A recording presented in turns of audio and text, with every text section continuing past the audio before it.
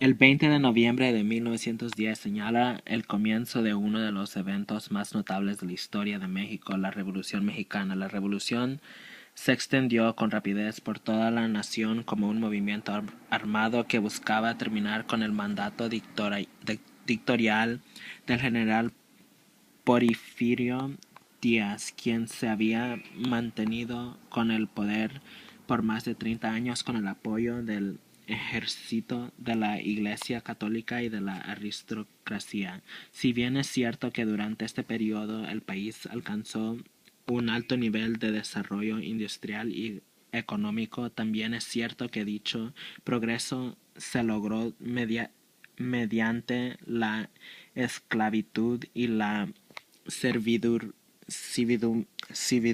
de una vasta mayoría que poco o nada obtenía de beneficio.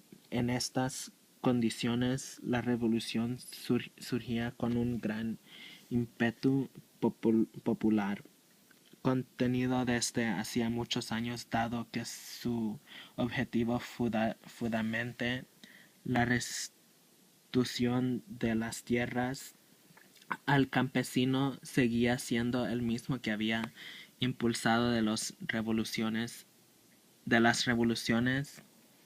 anteriores. La Guerra de la Independencia 1810 a 1821 contra España, poseedor del territorio, y la Guerra de la Reforma de 1858 a 1860 contra el clero mexicano poseedor de la riqueza nacional.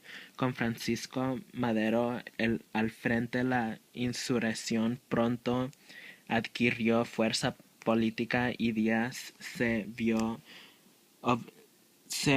obligado a renunciar al poder en mayo de 1911. El mes siguiente, Madero hacía una entrada triunfal en la Ciudad de México en medio de una gran exaltación popular, resultando luego en su elección como presidente constitucional. La democracia parecía haberse restaurado con este hombre de nobles ideales y espíritu conciliatorio. Por su mandato duró poco. A los 15 meses de gobernar fue asesinado por órdenes del general porfirista Victoriano Huerta, quien luego se proclamó presidente de la nación. Se impulsó nuevamente la dictadura, pero esta vez la iniciativa maderista había logrado despertar la conciencia democrática del pueblo mexicano, pues para este entonces en todas las regiones del país la gente sabía y se sentía partícipe de esta lucha. Venustiano Carranza emprendió entonces el liderazgo constitucional. Sin embargo, al asumir el, la presidencia a, a mediados de 1914, varios líderes, entre ellos Francisco Pancho Villa, jefe de la División del Norte, y Emiliano Zapata, jefe de la Revolución del Sur, no estuvieron totalmente de acuerdo con sus decisiones políticas, en las que no se trataba el, el problema de la tierra. Seguida, Villa y Zapata tomaron control de la Ciudad de México, aunque sin llegar a formar en lo sucedido una alianza militar. De hecho, ni siquiera contemplaron asumir el gobierno de la nación. Querían lograr la justicia social, no el poder político. Las contiendas revolucionarias continuaron y cada facción con sus propios intereses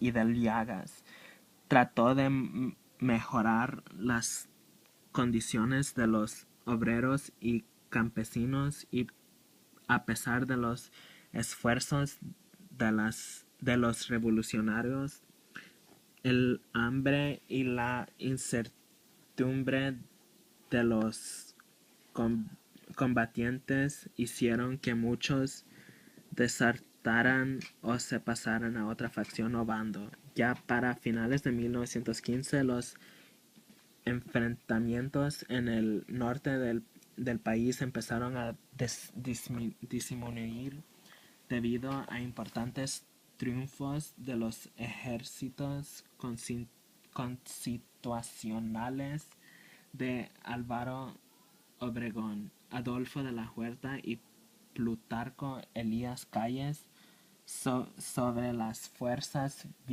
vistas cada vez más debilitadas. Este hecho facilitó el retorno de Venustiano Carranza a la Ciudad de México hacia mediados de 1916. Esta vez Carranza aseguró el triunfo constitucionalista convocando a un congreso de amplia representación social, incluyendo a periodistas, poetas, negociantes, militares, profesores y más, con el propósito